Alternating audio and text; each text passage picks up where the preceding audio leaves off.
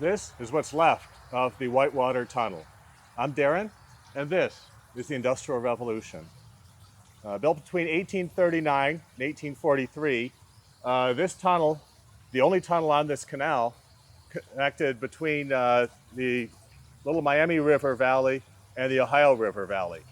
It's had to pass through a large glacial moraine here, and rather than digging the entire thing, they chose to tunnel under part of it. So there's not much left here to see today.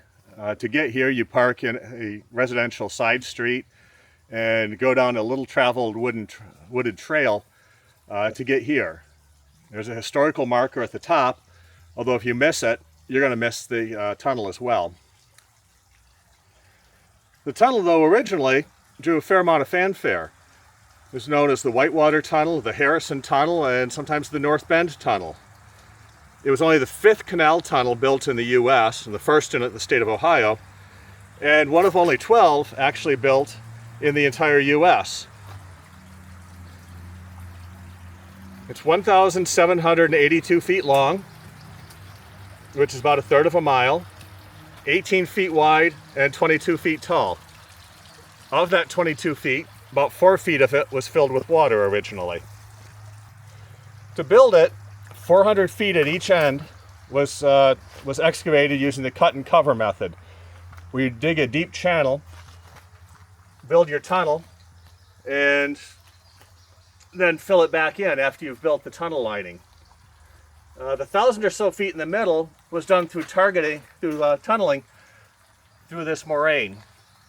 Unfortunately, tunneling in moraine means that you are digging through potentially loose dirt.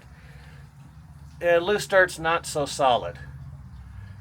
If we look back in here a little further, you can see where the stone turns into brick. The stone was from Scioto County in Ohio. It's about 100 miles east of here. The brick, though, was made on site. They made 2 million bricks here, and the ones for the arch, which is most of the tunnel, actually were made with a slight wedge shape, unlike normal bricks. The wedge shape made it easier to actually get a good structural arch. Just like you can see the wedge shape on these stones that they cut.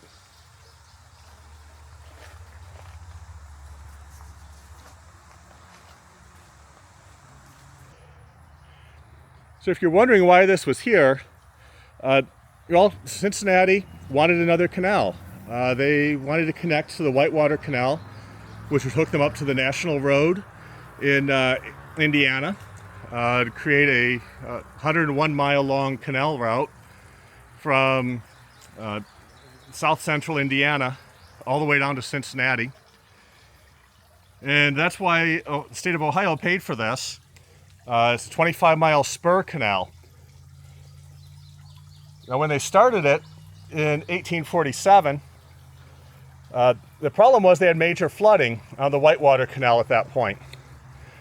The Whitewater Canal had enough flooding that they closed down the section, the southernmost section that went from Harrison to Lawrenceburg. And this happened to connect at Harrison. And they never reopened that southern section, so the Whitewater Canal extended through the Cincinnati and Whitewater Canal from then on.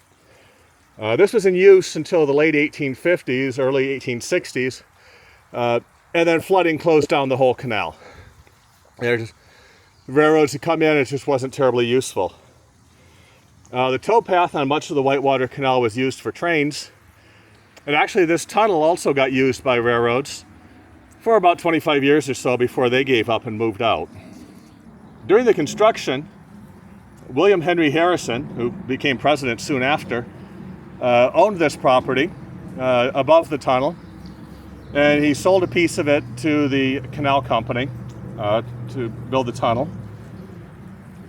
While he was riding his horse over the top of these tunneling section, he actually broke through the top, according to one story. The horse died, but he was able to escape uninjured and get elected president and move to Washington and become the shortest serving president ever, only managing to serve 1 month before he died of natural causes. So after the railroad moved out this tunnel was abandoned. Although it's still open, it was still possible to walk through it for quite a while. During World War II, workers in the area would actually come down here and hang out in the tunnel where it was nice and cool during the summer.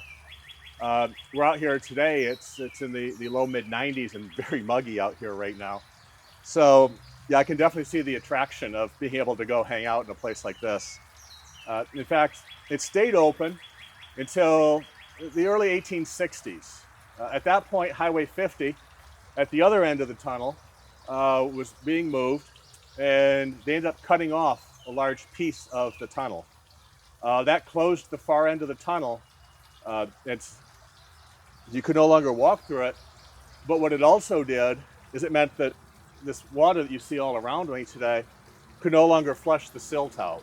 We're in the bottom of sort of a bowl-shaped area here with water washing silt down into here. And while the tunnel was open, all this water would flow straight through the tunnel and carry the silt out. When they closed the other end and sealed it up, unfortunately, that no longer worked. And as a result, this is only a couple of feet high right now. And as you saw earlier, it really doesn't go in very far. I think they packed in some dirt there just to keep people from attempting to get through it anymore. Still though, this is one of very, very few tunnels ever built for canals in the US. And it is one of only 4 that still survive today. And that makes this a really special place. And that's why this is the Industrial Revolution. Before you go, I do need some help. Easiest thing you can do to help is simply like the video, also subscribe and hit notify. That goes a long ways towards telling YouTube, hey, these videos are worth watching, the channel's good, and it'll show it to more people. More people I have come in, bigger the channel grows. Also, if you can comment or participate over in the discussion tabs, that also goes a long ways towards helping with the video stats. It shows YouTube that people are actually participating and getting involved. I have a Patreon page at patreon.com/industrialrevolution if you want to help out there as well. Anyway, thanks for watching. I look forward to seeing you at the next one.